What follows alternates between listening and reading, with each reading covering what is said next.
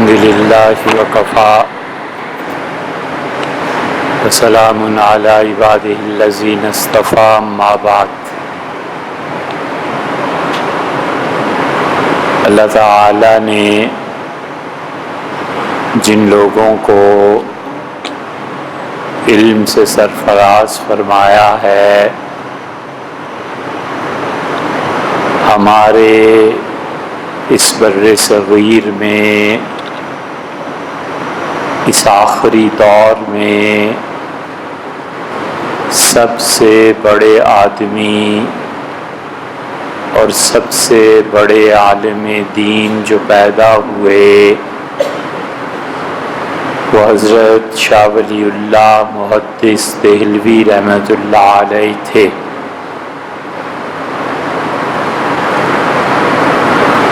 شاہ صاحب رحمۃ اللہ علیہ نے دینی علوم میں سے شاید ہی کوئی ایسا علم ہو جس کو پڑھا اور پڑھایا اور لکھا نہ ہو۔ کتاب و سنت کو سمجھنے والے، اللہ کے دین کی حکمتوں کو جاننے والے، شریعت کی مراد کو واضح کرنے والے، اور جہاں تک ہمیں علم ہے اللہ تعالی کی مراد کو واضح کرنے والے سب سے بڑے آدمی یہی تھے۔ حجت اللہ البالغہ انہوں نے لکھی،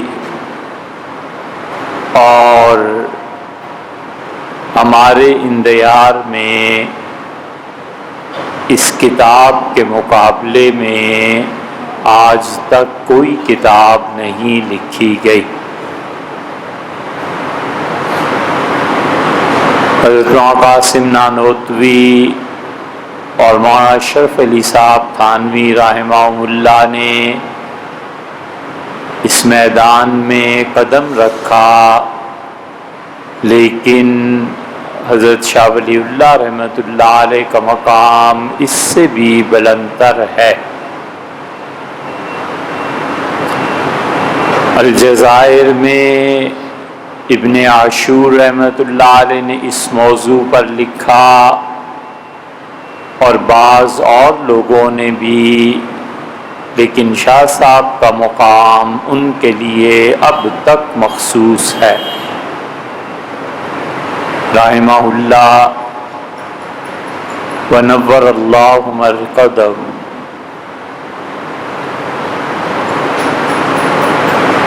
ایک جگہ انہوں نے یہ بحث کی ہے کہ قرآن کریم میں وہ آیات کون سی ہیں جو پورے دین کا دار و مدار ہے، اور اس کے لیے الفاظ یہ ارشاد فرمائے ہیں کہ پورے دین کا کتب کون سی آیات ہیں، یعنی ایسی آیت کریمہ جس کو پڑھ کر پورا اللہ کا دین، اس کا مفہوم اور اس کی مراد سمجھ میں آ جائے۔ اللہ تعالی نے کن آیات میں یہ بیان کیا ہے؟ اگر آپ نے چکی دیکھی ہو تو چکی کے بیچ میں ایک کیل ہوتا ہے، اور پوری چکی کا پارٹ اس کیل کے گرد گھومتا ہے۔ تو شاہ صاحب رحمۃ اللہ علیہ فرماتے ہیں کہ یہ پورے کا پورا دین کی چکی اور پارٹ ہے، اس کی کیل کیا ہے؟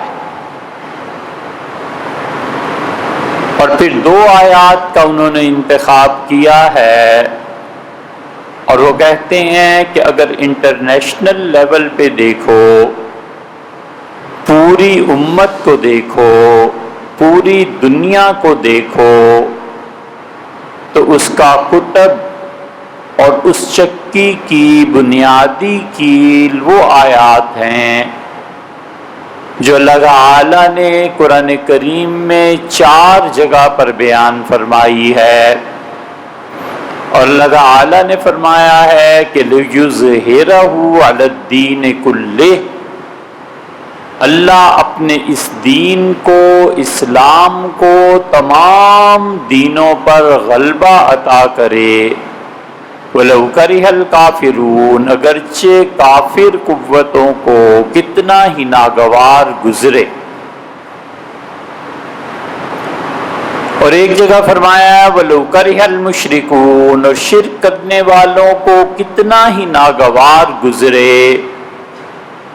اللہ کے دین کا مقصد یہ ہے کہ خدا کا دین تمام ادیان باطلہ پر غالب ہو، اور خدا کا دین اپنی پوری قوت اور شدت کے ساتھ اس کے بندوں پر نافذ ہو۔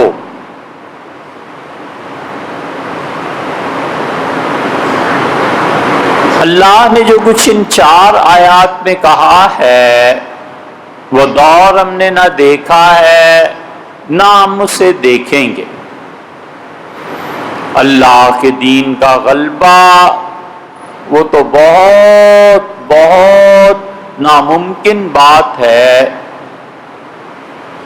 اتنا بھی نہیں ہے کہ زمین میں ایک چپا برابر کوئی جگہ ایسی ہو جہاں اللہ کا دین نافذ ہو، اور عملاً حکومتوں کے قوانین، عوام کے اخلاق، یہ دونوں اللہ کے دین کے مطابق بنے ہوئے ہوں، ایسے اب دنیا میں 1 انچ جگہ باقی نہیں ہے۔ اس لیے اللہ بار بار یہ کہتا ہے کہ وَمَن لَّمْ يَحْكُم بِمَا أَنزَلَ اللَّهُ، اور جن ممالک میں خدا کا دین انصاف نہیں دیتا، اور جن ممالک میں خدا کا دین نافذ نہیں کیا جاتا جو کہ لوگوں کو عدل فراہم کرے، تو اللہ تعالیٰ نے فرمایا کہ فَأُولَئِكَ هُمُ الْفَاسِقُونَ، یہ اللہ کے دین کو نافذ نہ کرنے والے اور نفاذ کے دعوے کے باوجود عدل اور انصاف لوگوں کو نہ دینے والے، یہ پرلے درجے کے گناہگار ہیں۔ اور پھر دوسری جگہ ارشاد فرمایا، اور کس سے کہا حضرت رسالت مآب صلی اللہ علیہ وسلم سے کہ انحکم، آپ لوگوں کے درمیان ہمیشہ انصاف سے فیصلہ کیجئے۔ ایک جگہ اللہ نے کہا کہ خدا کے سارے دین کا اصل مقصد یہ ہے کہ ایک ایسا معاشرہ تشکیل پائے، اور ایک ایسا معاشرہ جو عدل پر مبنی ہو وہ بنایا جائے۔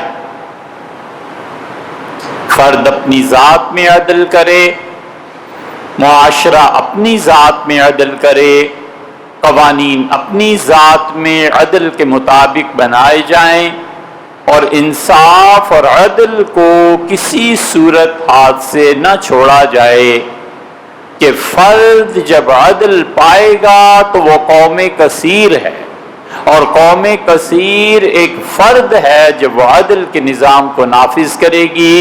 اس لیے اللہ بار بار اس بات پر زور دیتا ہے کہ عدل کو نافذ کرو اور حقوق پورے کرو، اور جب عدل اور انصاف کسی بھی مملکت میں نافذ ہوتا ہے تو جانوروں کو زبان ملتی ہے،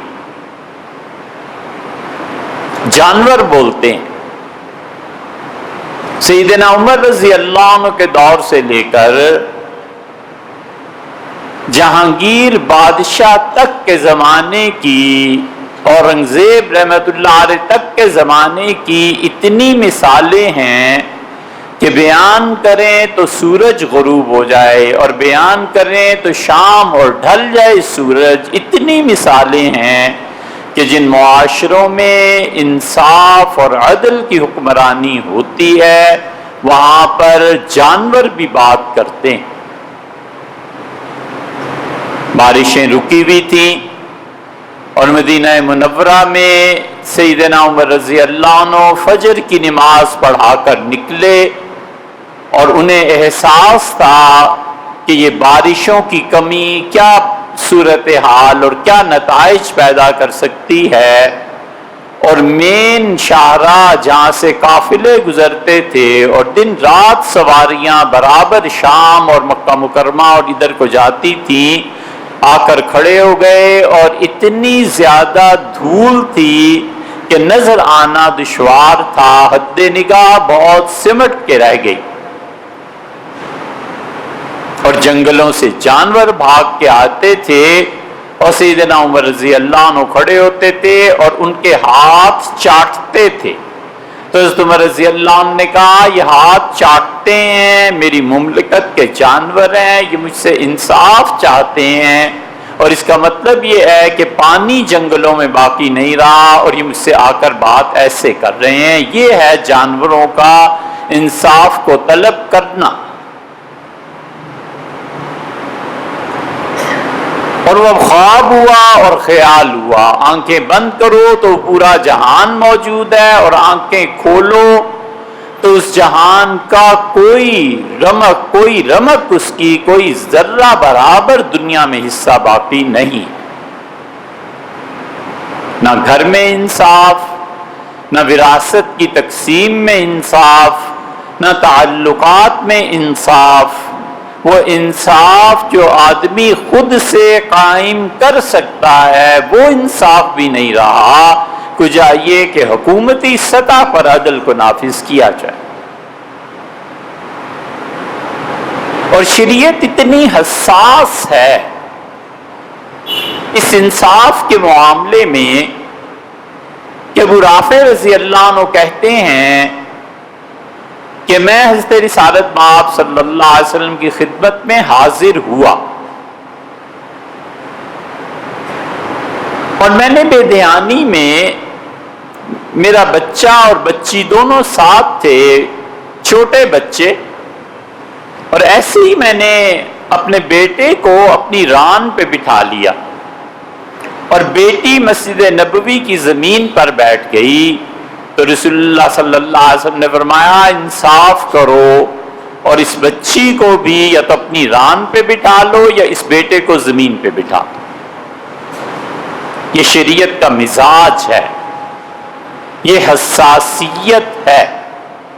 اس لیے منع کیا ہے کہ باپ اپنی زندگی میں ہبہ کرے, کسی بچے کو کوئی چیز دے, ایک مکان دے تو بیٹی کو بھی اسی طرح کا مکان دے. بیٹے اور بیٹی میں کوئی فرق شریعت نے نہیں کیا جب باپ یا ماں ہبہ کر رہے ہوں, اور اگر وہ ہبہ نہیں ہے وراثت ہے تو اس کے قانون تو پھر اللہ نے دے دی.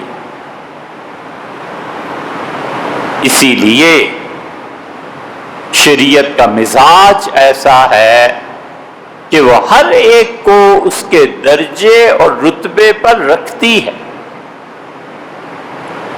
اور وہ کہتی ہے کہ عدل کو ہر حال میں قائم رکھو, حتیٰ کہ اپنی ذات کے ساتھ بھی عدل کو قائم رکھو.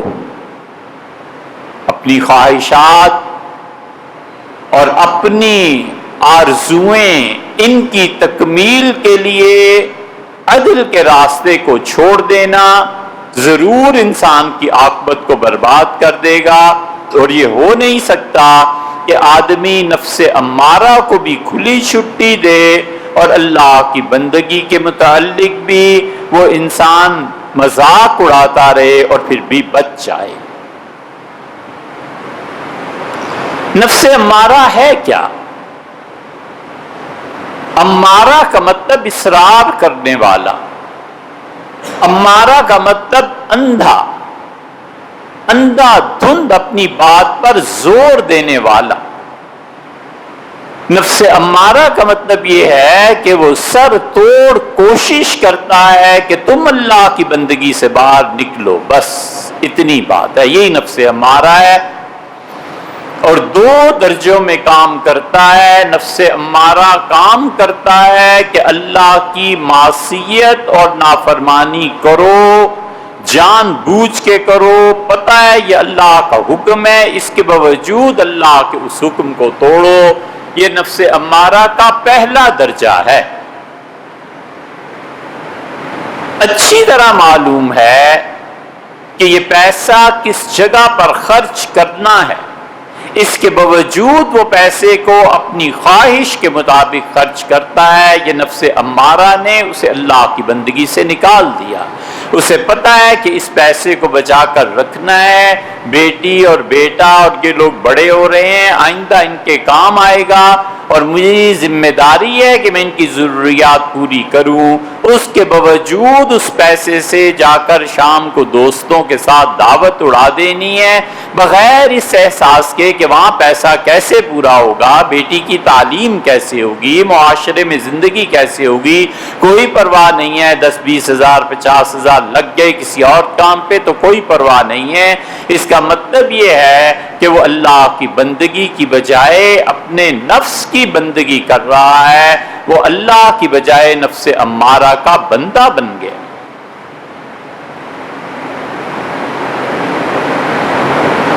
اور نفس امارہ کا دوسرا درجہ اس سے بھی بلند تر ہے، خدا اپنی پناہ میں رکھے اس سے۔ یہ تو پھر بھی پتہ ہے کہ حکم توڑ رہا ہوں، اللہ سے توبہ کر رہا ہوں، اللہ سے معافی مانگوں گا، جس کا حق ضائع ہو گیا ہے اس سے چلو معافی مانگ لوں۔ توبہ کا مسئلہ بالکل مشکل نہیں ہے، سلپ ہوئے اور پھر کھڑے ہو گئے، سلپ ہوئے اور پھر کھڑے ہو گئے۔ جو شخص بھی یہ سمجھتا ہے کہ اس کا مستقبل بغیر گناہوں کے رہے گا، در حقیقت وہ آدمی متکبر ہے، غرور میں ڈوبا ہوا۔ آخری ہستی جس کا ماضی کیا اور مستقبل کیا اور حال کیا ہر طرح سے اللہ کی معصیت سے محفوظ تھا، وہ حضور اقدس صلی اللہ علیہ وسلم تھے۔ معصومیت ان پر ختم ہو۔ دنیا کا کوئی آدمی ایسا نہیں ہے جو یہ دعویٰ کر سکے اور بھلا اور شریف آدمی یہ سوچ سکے کہ میرا مستقبل موت کا آخری لمحہ تک مجھ پہ کوئی ایسی حالت آ جائے گی کہ میں گناہوں سے پاک ہو جاؤں گا۔ یہ نہیں ہوا کرتا۔ انسان مسلسل چلتا ہے اللہ کی بندگی میں اور راستے کا گرد و غبار اس پر پڑتا ہی رہتا ہے، پھر دھوتا ہے چہرے کو، توبہ کرتا ہے، پاک ہو جاتا ہے، پھر وہی چیز ہو جاتی ہے۔ اور وہ جو چیز نفس امارہ کا پہلا درجہ ہے تباہ کر دینے والا، وہ یہ کہ بندہ اللہ سے غافل ہو جائے، یہ خیال ہی نہ رہے کہ اللہ ہے، یہ یاد ہی نہ رہے کہ اللہ ہے۔ بظاہر کوئی گناہ نہیں کر رہا، صبح آفس چلے گئے، دکان پہ چلے گئے، تجارت کی، دن کو نماز پڑھ لی، حج کا موقع آیا حج کر لیا، اور نکاح کر لیا، اور اللہ کی بندگی میں یہ چیزیں بظاہر اس نے کر لی۔ بدترین چیز جس میں وہ پڑا ہوا ہے نا، اور جس کا قیامت میں حساب دینا پڑے گا، وہ غفلت ہے، اللہ کو بھول گیا، محبت میں بھی اللہ کو بھول گیا اور نفرت میں بھی اللہ کو بھول گیا۔ اللہ نے فرمایا وَلَا تَكُونُوا كَالَّذِينَ، اور ان لوگوں کی طرح نہ ہو جانا، نسوا اللہ، جنہوں نے اللہ کو بھلا دیا، فَأَنسَاهُمْ أَنفُسَهُمْ، اللہ نے اتنی شدید سزا دی، فَأَنسَاهُمْ أَنفُسَهُمْ، اللہ نے ان کی جانوں کو ان سے بھلا دیا، اپنی جان کا خیال نہیں رہا، اپنے بیوی بچوں کا خیال نہیں رہا، ماں باپ کے حقوق کا خیال نہیں رہا، اللہ کو بھولے ہو۔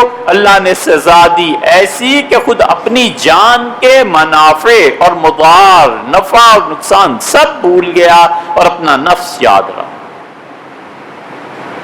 نسوا اللہ فانساہم، اللہ کو بلا دیا اور اللہ نے اپنی جان کے نفع اور نقصان کو بلا دیا. بظاہر کوئی گناہ نہیں کر رہا، ظہر کی نماز پڑھ کے مسجد سے آتا ہے، دفتر سے آتا ہے، کھاتا ہے، آرام ہے وغیرہ، جو انسانی زندگی ہے، لیکن اس نے اللہ کو یاد کب کیا ہے؟ اللہ کی یاد بہت بڑی چیز ہے. اللہ کی یاد زندگی کا سرمایہ ہے. اللہ کی عبادت، اسی لیے شاہ ولی اللہ رحمۃ اللہ علیہ نے آفاق، کائنات، پورا جہان، اس کا حکومتی اور سیاسی نظام، اس سے اتر کر پھر دوسری آیت کا تذکرہ کیا ہے. بس یہ 2 آیتیں ہیں. وہ کہتے ہیں پورا دین اس میں سمٹ گیا ہے. اور دوسری آیت وہ ہے جو آپ نے سنی ہوگی کہ وَمَا خَلَقْتُ الْجِنَّ وَالْإِنسَ إِلَّا لِيَعْبُدُونَ، اور ہم نے انسانوں اور جنات کو نہیں پیدا کیا مگر ایک ہی مقصد انہیں دیا ہے کہ میری عبادت کرو. اللہ کی بندگی اور اللہ کی عبادت، یہ فرد کی سطح پر قرآن کی سب سے بڑی آیت ہے. اللہ کہتا ہے عبادت کرو. اللہ کی عبادت کا ذوق ہونا چاہیے. آپ ذوق جانتے ہیں کسے کہتے ہیں؟ لاسٹ ریئلائزیشن، آخری نقطے اور حد تک معرفت. گرمیوں میں لسی بنتی ہے گاؤں میں بہت زیادہ، اور کھٹی لسی، اس کی کڑی بنا لیتے ہیں. جو لوگ کڑی شوق سے کھاتے ہیں ان سے پوچھو، جو دال چاول کھاتے ہیں ان سے پوچھو، پٹھان ہو تو کڑائی گوشت کا پوچھو، آخری حد تک جو لطف اور لذت ہے اس کھانے کی بس وہ جانتا ہے. یہ ہے ذوق. اللہ کی عبادت کا ذوق پیدا ہو جائے، آخری حد تک اللہ کی عبادت کا مزہ چکھ لے، بس یہ آخری منزل ہے. اس کے بعد کچھ نہیں، اس کے بعد حیرت ہے، اس کے بعد پوری کائنات جہان حیرت ہے. اس موقع پہ پہنچ کے جو رموز سلطنت شب کھلتے ہیں وہ حیرت ہے. اور صوفی اندھا ہو کر آنکھیں بند کر کے دل کی آنکھوں سے جو کچھ دیکھتا ہے وہ جہان حیرت میں ڈبو دیتا ہے. وہ بیان کے قابل نہیں ہے، نظر کے قابل.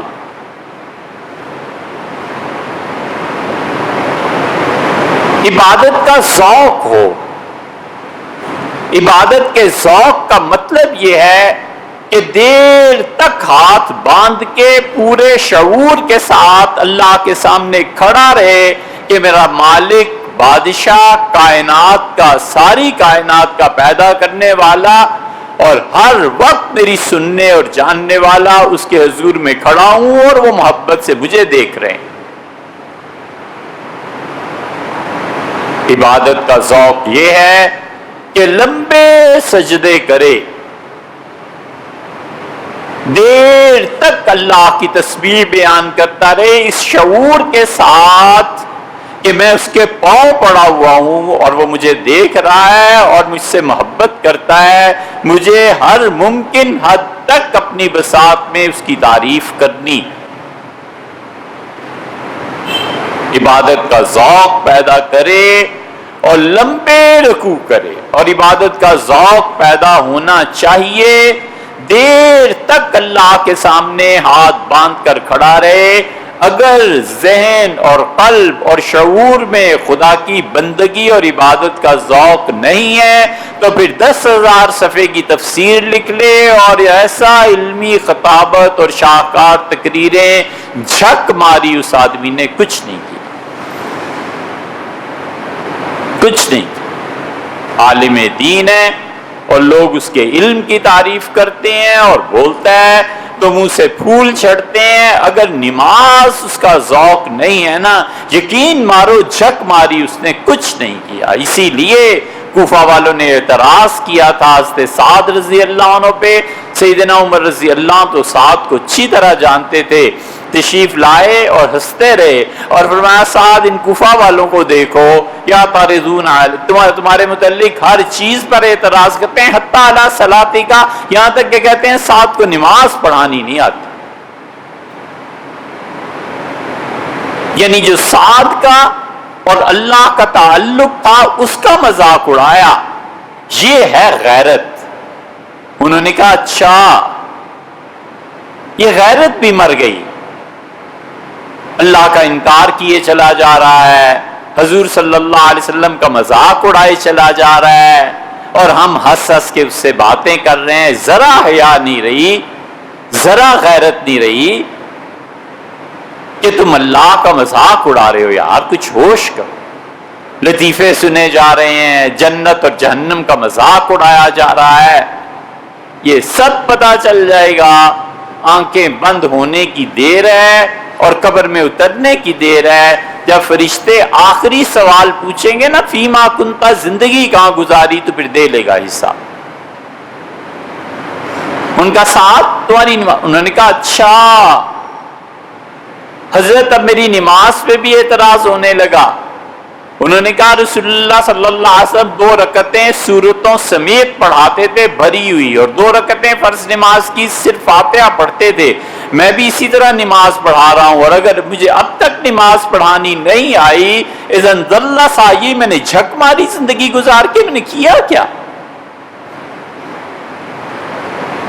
اس لیے یہ دین میں جتنے حجت اللہ اور دین میں جتنے اس کے گن گانے والے اور ریاست مدینہ اور فلاں یہ جتنے سیاسی اور مذہبی اور معاشی اور سماجی کارکن ہیں، جو شخص نماز کے متعلق سنجیدہ نہیں ہے، اس کا مطلب یہ ہے کہ اس نے اللہ کی عبادت اور بندگی کا ذوق تو دور کی بات ہے قانون میں بھی نہیں آیا، جی نہیں چاہتا کبھی سالن کھانے کو، لیکن قانون اور قاعدہ ہے ماں نے جو پکا دیا ہے کھانا، یہ تو بھی قانونی حدود میں نہیں آیا۔ کس دن کڑی اور دال چاول اور کس دن کڑھائی پکے اور اس کا ذوق اصل چیز تک پہنچے۔ اس لیے اللہ کی بندگی کا ذوق پیدا کرنا چاہیے۔ تہجد پڑھا کیجئے، سونے سے پہلے کچھ نفل اللہ کے لیے پڑھا کیجئے، سونے سے پہلے کچھ رکعتیں اللہ کے لیے پڑھ لیں، مغرب کی نماز جب فرصت ملی، عشاء کی نماز کچھ رکعتیں خالص اللہ کے لیے پڑھ لیں، اور جس طرح بادشاہ بڑے آدمی کے گھر تحفہ لے کے جاتے ہیں، 1 ٹکا 1 پائی اور 1 روپیہ جس کی اب کوئی وقت نہیں ہے، کبھی ہاتھ پہ رکھ کے کسی غریب کو دیا، اس نظریے سے کہ اللہ آپ کی نظر پیش کرتا ہوں، آپ کے لیے تحفہ آج لے کے آیا ہوں، یہ میرے پاس 10 روپے تھے آپ لے لیں۔ اللہ کو نظر پیش کرو، اللہ کی عظمت اور محبت کے سامنے جھک کر نظر پیش کرنا، اللہ کی عظمت کے سامنے اپنے نہ ہونے اور مٹ جانے کے احساس کے ساتھ اللہ کی بندگی، یہ وہ چیز ہے جو شاہ اللہ رحمۃ اللہ نے کہی کہ دوسری آیت کریمہ جس پہ پوری انسانیت یعنی انسان انفرادی طور پر گھومتا ہے، وہ یہ ہے کہ انسان کو اللہ نے عبادت کے لیے پیدا کیا ہے، عبادت سے جی چراتا ہے، میں اللہ کی اطاعت میں لگا ہوا ہوں، بچوں کو حلال کا رزق کھلانا بھی اللہ کی اطاعت ہے، اچھا یہ تحقیق کرنا بھی مسئلے کی، یہ بھی اللہ کی اطاعت ہے، اچھا میں رات کو تفسیر پڑھ رہا تھا، یہ بھی بڑی نیکی کا، یہ ساری کی ساری نیکیاں 2 نفل کے مقابلے میں جھک ماری، کچھ نہیں۔ اللہ کی عبادت کے لیے وقت نکالنا ہے، 10 منٹ 20 منٹ 1 گھنٹہ روز اللہ کی عبادت کے لیے وقت نکالنا ہے کہ اللہ فرض تو ہے ہی ہے، یہ نفل آپ کے لیے پڑھ رہا ہوں، یہ تہجد آپ کے لیے پڑھ رہا ہوں، یہ اللہ کی عبادت کا ذوق آتا ہے تو نفس امارہ پر ضرب لگتی ہے، پھر وہ ٹوٹتا ہے اور پھر یہ جذبہ پیدا ہوتا ہے کہ اللہ کے لیے محبت اور اللہ کے لیے نفل۔